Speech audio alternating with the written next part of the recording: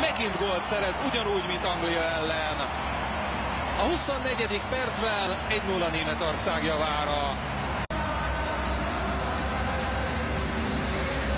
Müller megint azzal kísérletezett, ami korábban nem jött be, és oda kerül Krooshoz, gyönyörűen, belsővel, nem akart nagy gólt rúgni, nem a látványra ment, hanem arra, hogy bejusson a labda a kapuba. Müller beadása, és ott a második gól! Mit csinált az a két olasz védő? A Hóri Horgas Götze kibújt közülük, és egy igazi felhőfejessel befejelte a németek második gólját. Na jó, szóval komolyan, azért olasz védőktől ez meg nem engedhető hiba.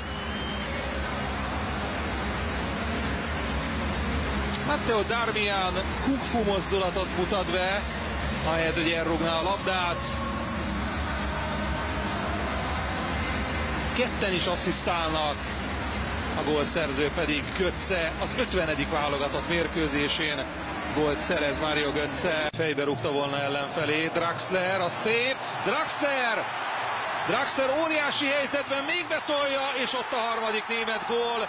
Bonucci pedig megsérült a jelenetnél. Azért nem tudott közbelépni, vagy meghúzódott, vagy megszakadt, minden esetre 3-0. Ott már nem volt kérdés, hogy sikerül kijátszani. Itt érdemes majd figyelni, Bonucci megcsúszik, borzasztó bal szerencse. Draxler begurítja, és itt már nem volt kérdéses, hogy ebből gól születik. Ott fogja is a lágyékát az olasz játékos. 3-0, 59 perc elteltével. Hector forintos labdát kap, ahogy régen szokták mondani, és ezzel megvan a kölni játékos első gólja. Bizonyára azon a 3 centén múlik.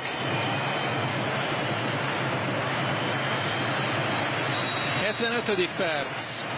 Özil, és könnyedén berúgja a másik oldalra.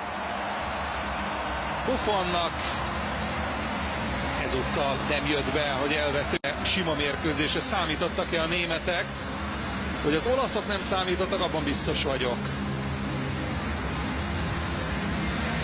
Könnyedén Özil. 4 különböző gólszerző. A VB-ről úgy maradt le, hogy az utolsó felkészülési mérkőzésen sérült meg. Megpattan gól! 4-1, megvan a becsületgól, hogy be is hullott felette. Késve lépnek ki, és Rüdigeren változtat irányt. Itt azért azt is érdemes figyelni, Rüdiger és Hummels is gyönyörűen végignézte, hogy El Shaarawy lőtt. 4-1 az állás.